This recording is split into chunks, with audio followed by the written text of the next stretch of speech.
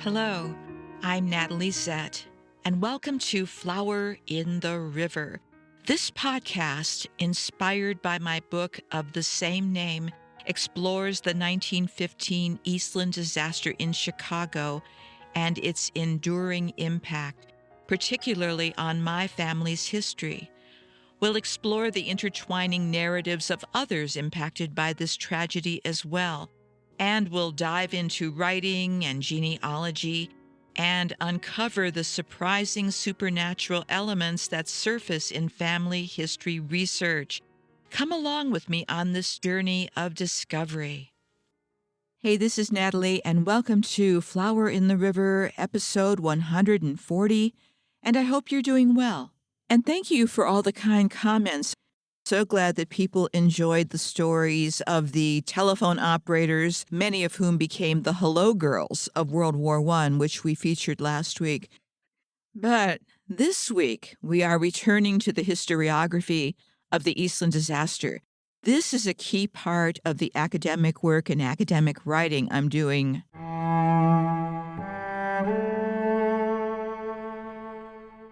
Historiography is simply the study of how history gets written or rewritten, and by whom, what's remembered, what's left out, and whose version becomes quote-unquote official simply by repetition, and may or may not reflect what actually happened. And it's November 2025 as I'm doing this, and I was recalling November 2023 when I started to take the podcast in a different direction and expanded it beyond my family. I can tell you one of the reasons why I did that. I was troubled by the fact that when you go searching online and look at any stories about the Eastland disaster, they have become an echo chamber of sorts where the same stories are repeated again and again. Why that is, I don't know. But I do know that there are over 800 some people whose stories need to be told. And also, I didn't want my family to be part of any echo chamber because they are not stand-ins for everybody else. Besides, I'm a genealogist, and you know that you're not the only show when it comes to something like this. When the Eastland disaster happened, there were detailed biographical accounts of the people involved, and I'm talking survivors, victims, rescuers, journalists, all kinds of people that were printed in newspapers, not just in Chicago, but across the United States and actually across the world. As time passed, that information somehow didn't carry forward. It's puzzling because most of it is still right there in public archives, easy to find, very easily accessible. Now, here's the odd thing. Right now, you can go to sites like Find a Grave, and that's a crowdsourced site, so there are challenges with that as well. Or you can go to familysearch.org, and you can also look at various bloggers, such as Posts in the Graveyard. And you can certainly go to my website and find a lot of information. But none of us are official websites devoted to the Eastland disaster. And that's the thing. So it's independent researchers, bloggers, crowdsourced places like Find a Grave that have the information. That contrasts with various Eastland sites that a lot of times have bare minimum when it comes to biographies. But that's not due to lack of information. Even the period between, say, 1916 to about the 1990s, this thing called the World Wide Web, which became the Internet, that became a thing. There were people who were interested in the Eastland, but they also saw a new way where they could easily share this information with a lot of people. They started to leverage this tool, which meant the story could go to the world. There were no restrictions.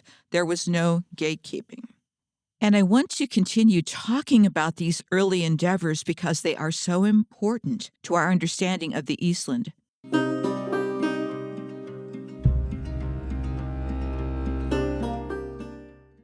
one organization that is almost never credited in these modern retellings of the Eastland disaster history is that of the Eastland Memorial Society. Had I not known those people, had I not been involved also early on with Eastland disaster research, I probably wouldn't know about them either. However, this is one of those synchronicity things because around that same time, and we're talking the late 1990s, was when I first learned about my family's connection to the Eastland disaster. I didn't even know there was this family member, let alone know that there was this thing called the Eastland disaster. And in 1998 or thereabouts, I was just trying to put the pieces together and was corresponding with a woman called Mary Bonneville who had an early version of a website devoted to the Eastland disaster, and this eventually became the Eastland Memorial Society website. But she was already doing exemplary work, and she really helped me early on with understanding what happened with my family and what happened throughout the course of this thing called the Eastland disaster. So when I look back, and that was so many years ago now, I am really grateful that I actually knew some of these people, that I was actually there kind of at the dawn of all this going on. I didn't know that someday this information would be erased from the history of what we might think that we know about the Eastland disaster today. That early website is so important for so many reasons that I have been in the process of trying to restore the pieces that I find to my website. And in the course of adding that and everything else to my own website, well, I've outgrown my current website. It's funny now, but I'm in the midst of doing a migration from my current platform into another platform that can handle all of this information. But this seems the good and right and most responsible thing to do.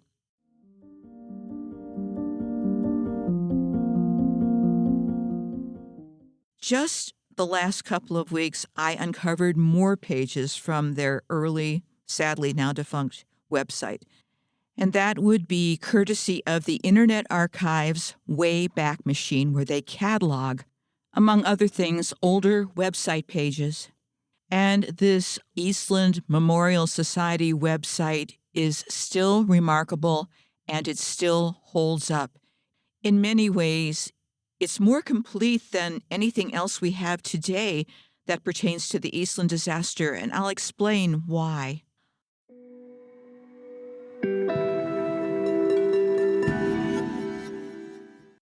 When you look at an archive on the Wayback machine, you don't necessarily get the whole picture of the website from beginning to maturity to the end of it.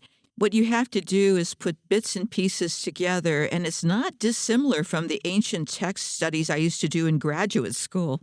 It actually is really interesting to look at texts from different eras. The big challenge when you're looking at any type of history, whether ancient or modern, is that not all the sources agree with each other, and the way to deal with that is to learn how to deal with contradiction, learn how to deal with nuance, and you also can't say that this is it. You can't gatekeep. You can't close the door on this research.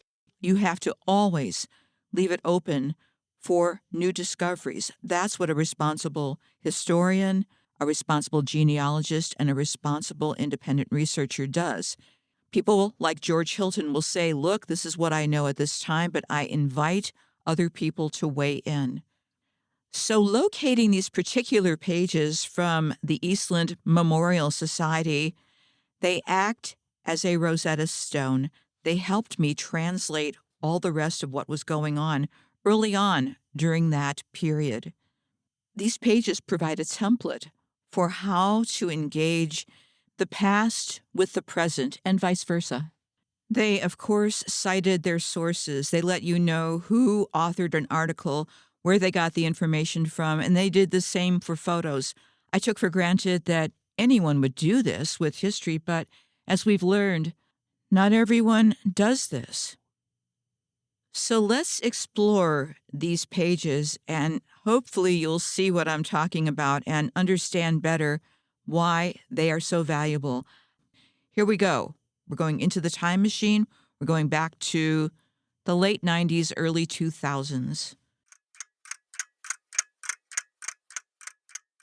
So I'm going to share the information from this page. Page title is Reverence, Reflection, and Respect.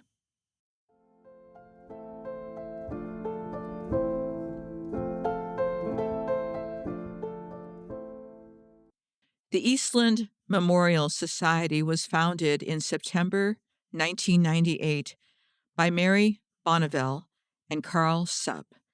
Mary is an avid Eastland historian with a strong will to build and to further public awareness and recognition.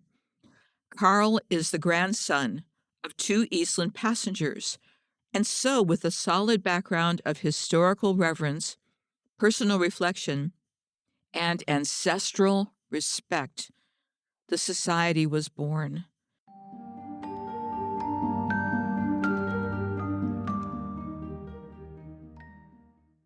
Our mission statement.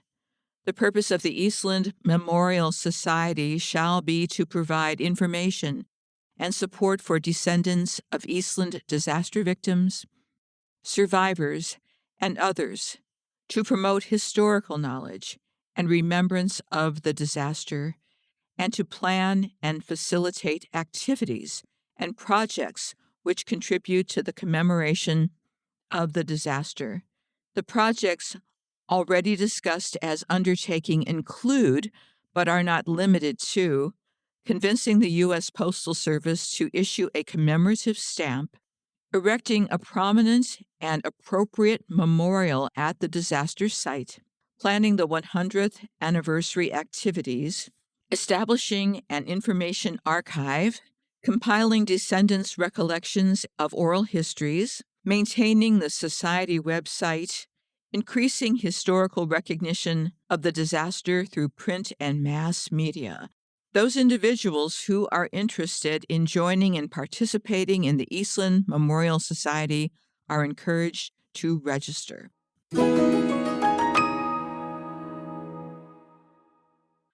So that concludes this page or this section, but right out the gate, you get the vibe that they want to include everybody, and they are trying to build a community around the Eastland disaster. And they also share their values: historical reverence, personal reflection, and ancestral respect.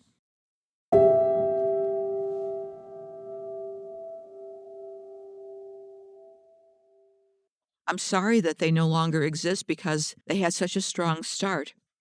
If you remember, a couple of weeks ago, I shared one of the biographies that was on their website of Ella Schlentz, and her niece, Colleen Rengel, wrote the article. It was a lovely article. Again, they did everything right: title, author's name, photo provenance, all the rest. Beautiful story.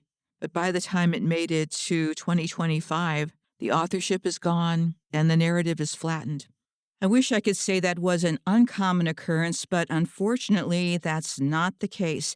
In fact, when I was looking at the list, the only list actually that has any kind of source attribution of fatalities, and that would be George Hilton's list, only about 18 to 20% of the people listed there have biographies, and these biographies are spread out all over the place.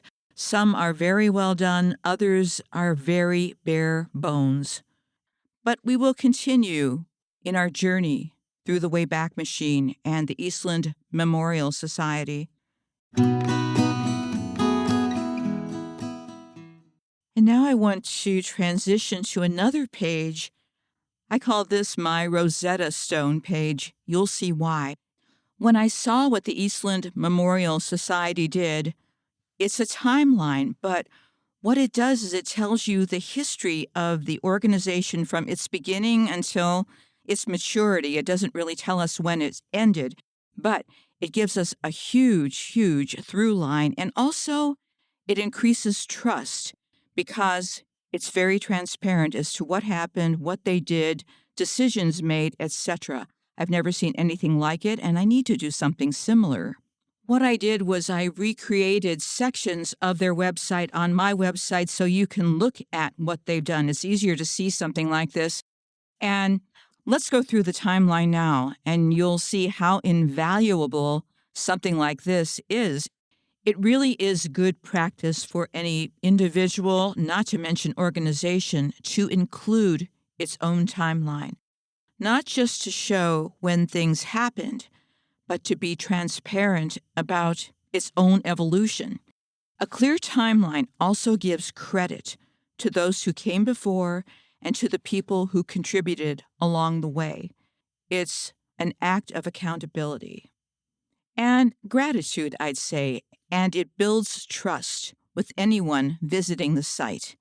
After 2 years of working on the people of the Eastland, in terms of their biographies, in terms of locating all these people that went under the radar, when I research someone connected to the Eastland disaster and come across a biography or a piece of writing with no source citations, no provenance, I cannot use it as it is.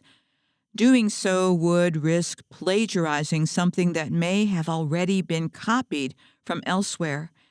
Instead, what I do is this. I treat it as a lead, a clue, and then I try to trace the information back to its primary source before including it in my work. If I can't locate it, I just don't use it.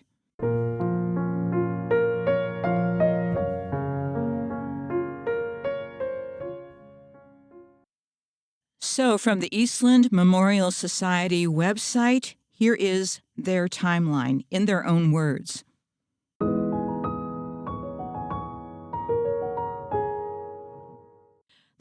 On May 19th, 1998, Mary Bonneville and Carl Supp first discuss the merits of creating an Eastland organization.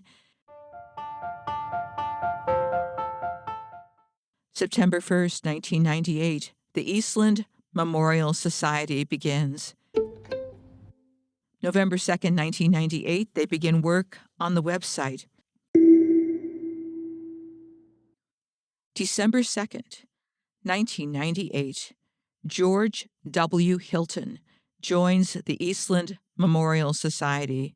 You know George, right? So it says Professor Emeritus George W. Hilton, author of Eastland Legacy of the Titanic, met with co-founder Mary Bonneville on December 2nd, 1998 in Michigan. We are pleased to have his support and in-depth knowledge of this event in our membership.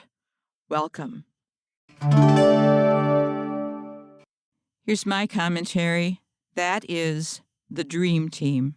George Hilton, author of Eastland Legacy of the Titanic, and still to date, the definitive book about the Eastland disaster, he trusted these two people, particularly Mary Bonneville, to support and perhaps carry on his work. December 15th, 1999. The Society Constitution is drafted and approved. Again, they are completely transparent. They're telling you what they're about, what they're going to do. January 1st, 1999. The website goes online. The response is very encouraging.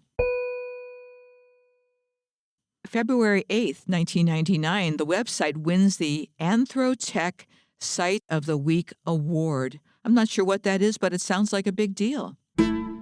May 3rd, 1999, the Eastland Memorial projects are defined. June 4th, 1999, the website wins the Study Web Academic Excellence Award. June 24th, 1999, the Eastland Memorial Society commissions artist Warren Turek to create a series of 6 Eastland prints. July 24th, 1999, the 84th anniversary of the disaster. The new website is unveiled with more than double the previous contents, All future additions to content will be logged here.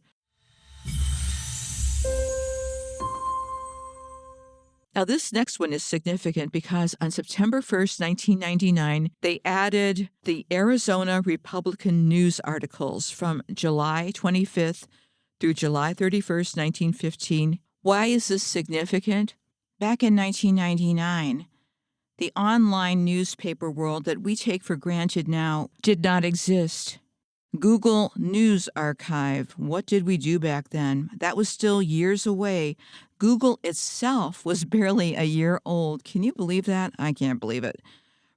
So genealogy and history buffs in the late 1990s were using printed indexes, local library microfilm readers, the good old days, and ordering copies through interlibrary loan.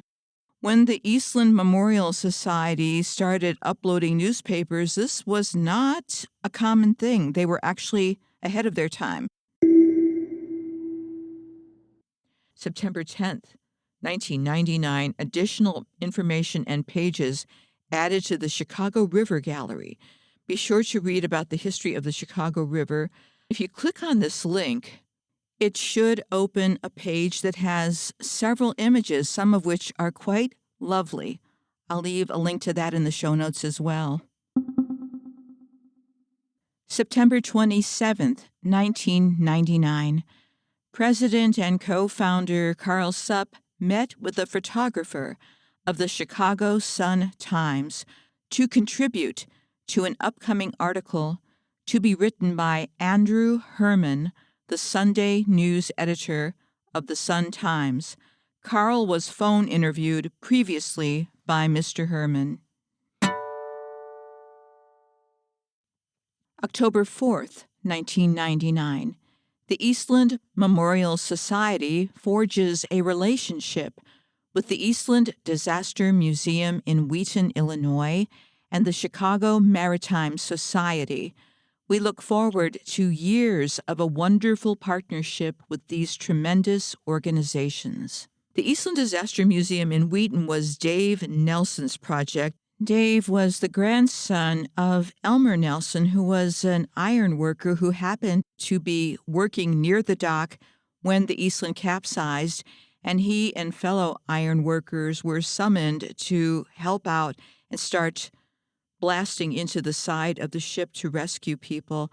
I think that Elmer Nelson received commendation from Coroner Hoffman as well. I've met Dave several times, and I even went to his museum. His museum wasn't in Wheaton then, it was actually in downtown Chicago.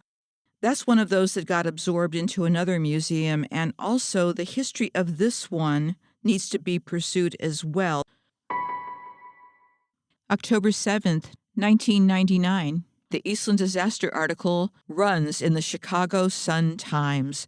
Permission is granted by Mr. Herman to reprint the article on our website. I have to pause and comment here. This is what's so wonderful about this website. I can look at what's left of it on the Wayback machine, and because they documented everything so well, they cited their sources, they told you where they got the information from, I can reconstruct it. I can go down their research paths and see what they saw and also add to it. This is marvelous. They gave a gift to the future.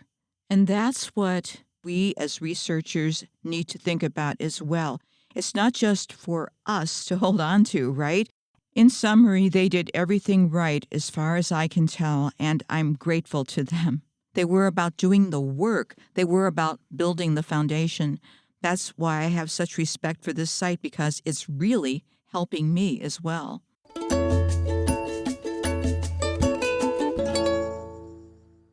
October 22nd, 1999.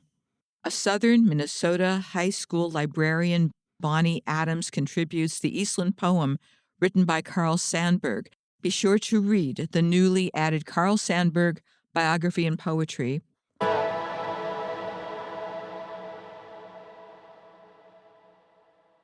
Now here's another one that's fascinating.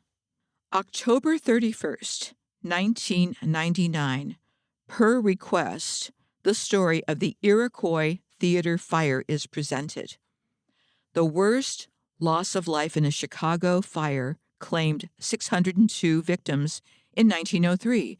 If further information is required, please write.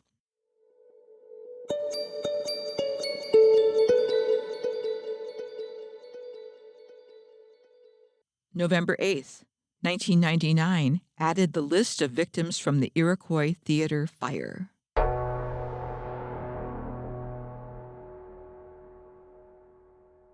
October 10th, 1999, added a gallery of images from the Iroquois Theater fire.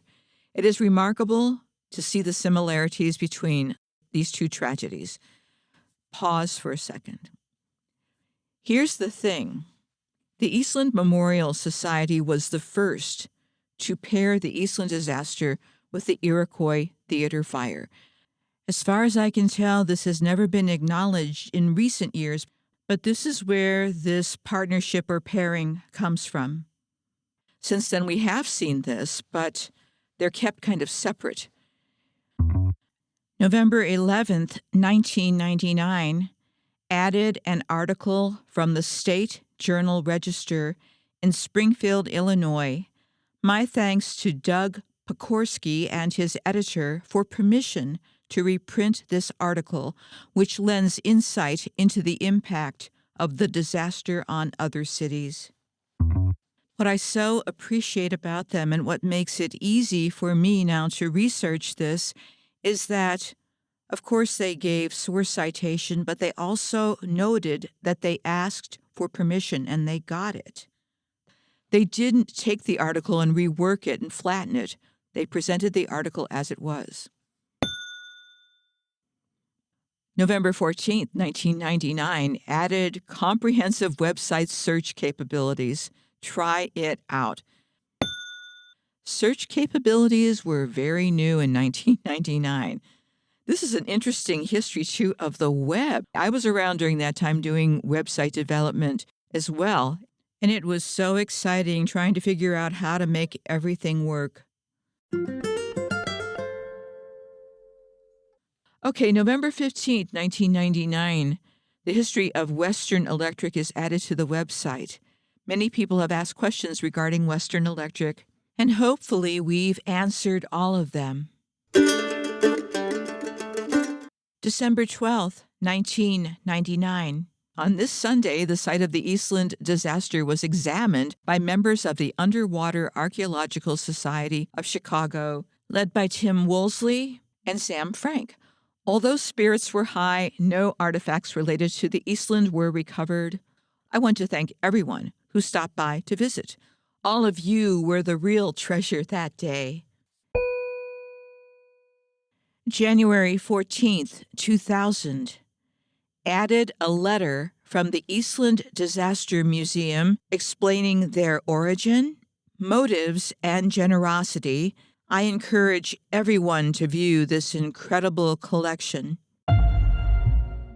Also, January 14th, 2000, added the July 24th, 1915 edition of the Dubuque Telegraph-Herald. Of additional interest is a list of other steamship disasters from 1890 to 1915.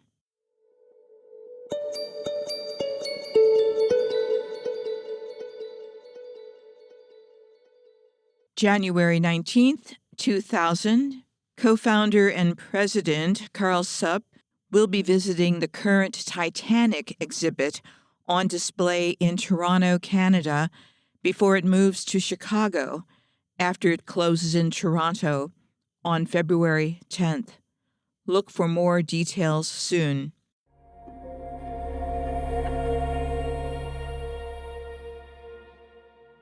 February 18th, 2000. The Titanic exhibit with its Chicago Connections section featuring the Eastland will open to the public at the Museum of Science and Industry. Now, that's the end of this timeline, and I've shared the highlights with you. That event at the Museum of Science and Industry that they mentioned, That is the very event I attended. I did meet Mary there in person finally. I met a lot of people there.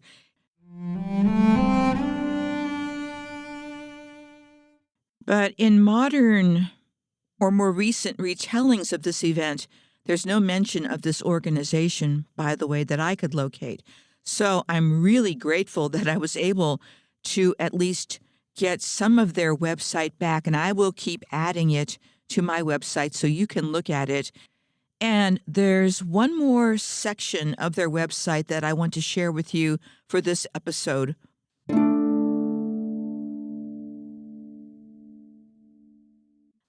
I'm going to share a page called Resources from the Eastland Memorial Society's website. The following sources may help those who wish to continue researching the Eastland disaster. Then again, they may not, for the simple reason that they disagree on so many important facts. Where one source claims that the Eastland fell on its starboard side, others tell of the ship falling on its port side. Sources vary on the time the Eastland actually rolled, anywhere from 7:20 to 7:30.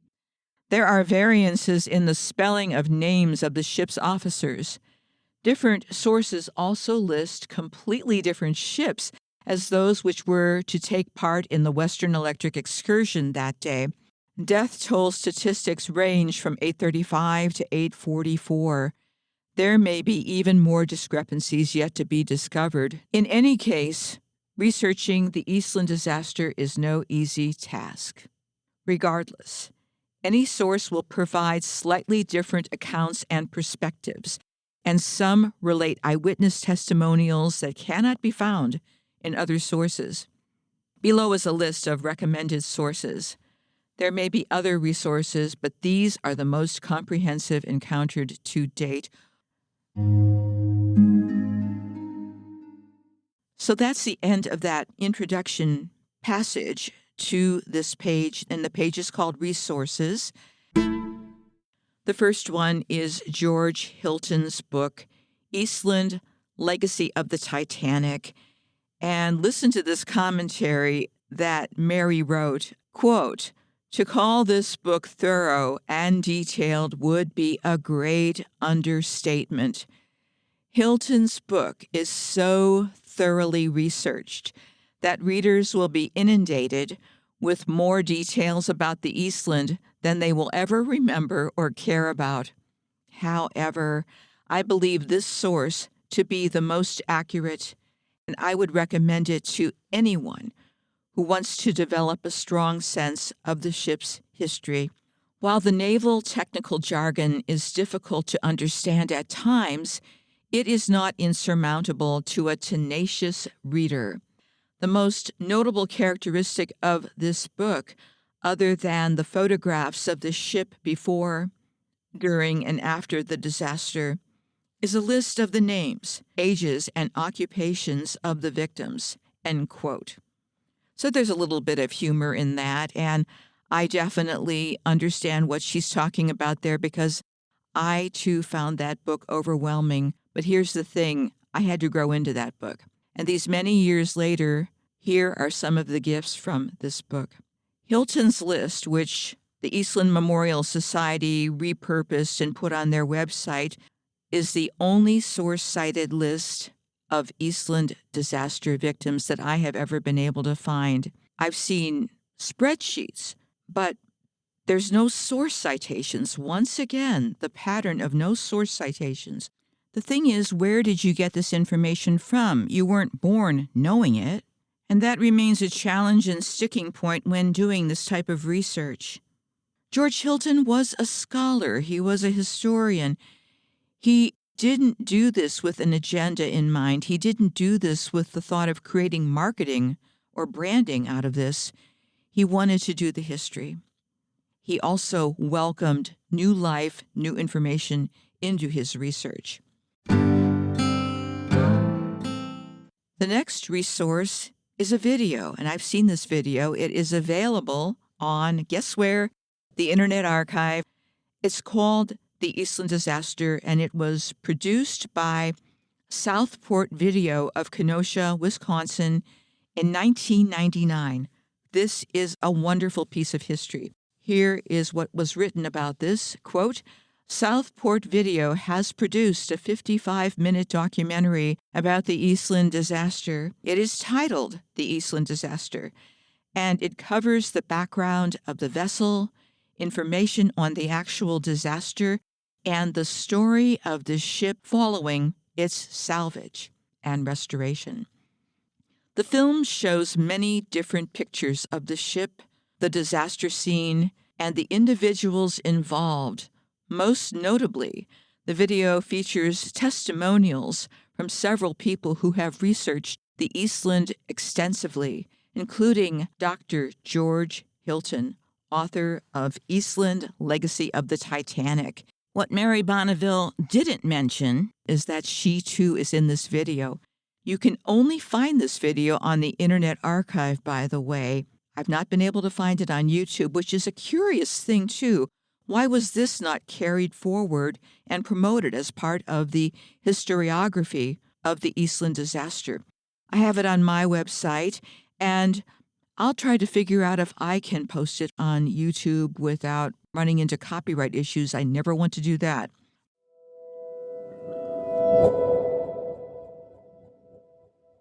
And then they list several books that contain chapters on the Eastland. The first one is by Dana T. Bowen, and it is called Lore of the Lakes, and it was published in 1940. And the next one is one that I also found on my own, but now we're dovetailing here, and it is Dwight Boyer's True Tales of the Great Lakes, published in 1971. George Hilton cited this as a resource, but I haven't seen anybody since who has done that. It might be there, but I just haven't run into it. Another one, Pete Caesar or Cesar, Lake Michigan Wreck, published in 1979 by the Great Lakes Marine Research. She writes, this source contains most of the major discrepancies. Either the author had access to information that no writer has, or he was just really confused. The reliability of this source is in doubt. That's hilarious, by the way, but I have to get this book just to see what she's talking about. Finally, we have William Radigan, Great Lakes Shipwrecks and Survivals, published by William B. Erdman's Publishing Company, 1977.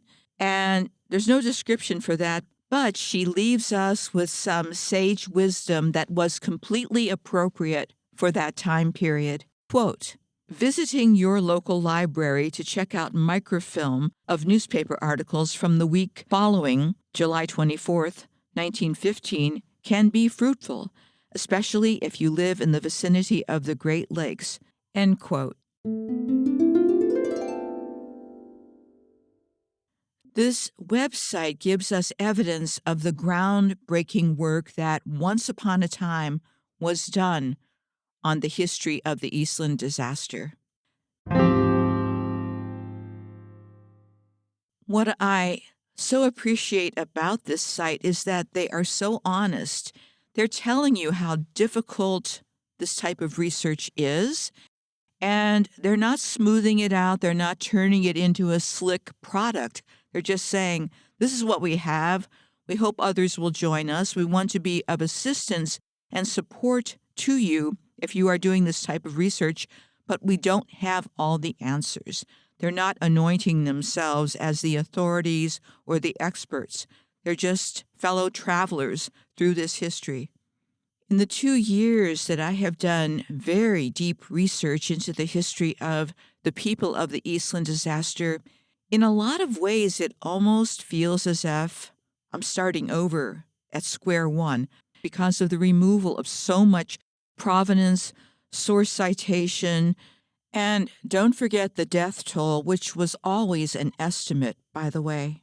When a death toll like this gets frozen in place and then turned into, I don't know, marketing, branding, or advertising, instead of an invitation to scholarship or continuing research, that too has sidelined the research of the history of the Eastland disaster. Now, in the last couple of months, I already found documentation for an additional person, Thomas Marin, in the Library of Congress archives.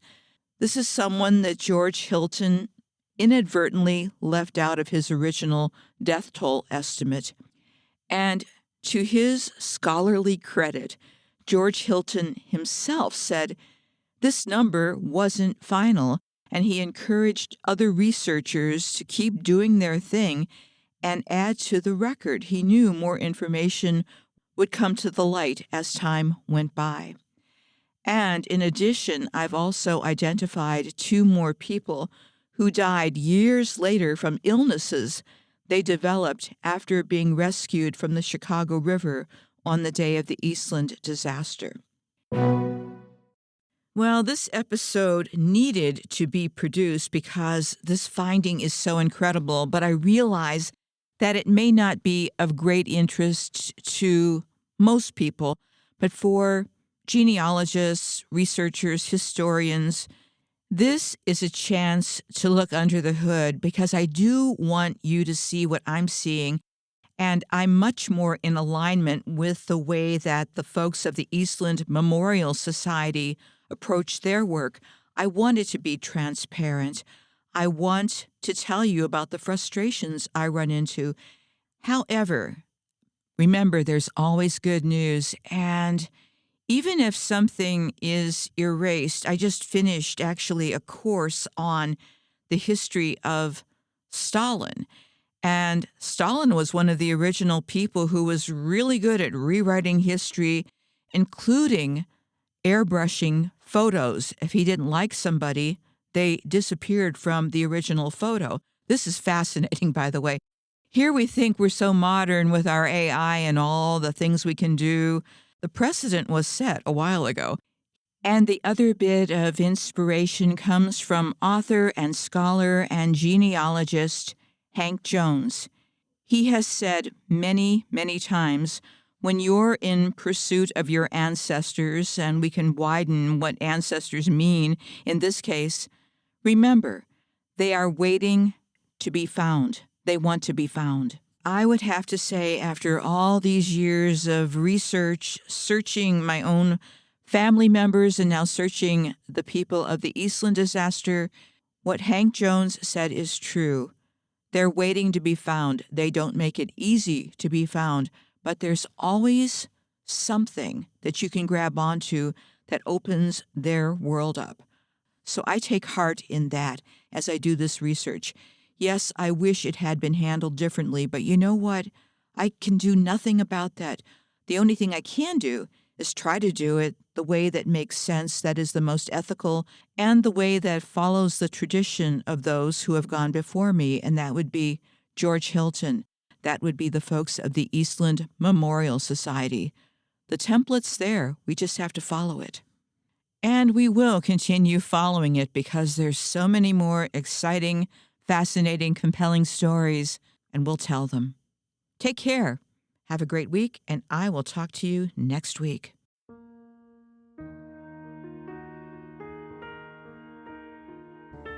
Hey, that's it for this episode, and thanks for coming along for the ride. Please subscribe or follow so you can keep up with all the episodes. And for more information, please go to my website. That's www.flowerintheriver.com. I hope you'll consider buying my book, available as audiobook, ebook, paperback, and hardcover, because I still owe people money, and that's my running joke. But the one thing I'm serious about is that this podcast and my book are dedicated to the memory of all who experienced the Eastland disaster of 1915. Goodbye for now.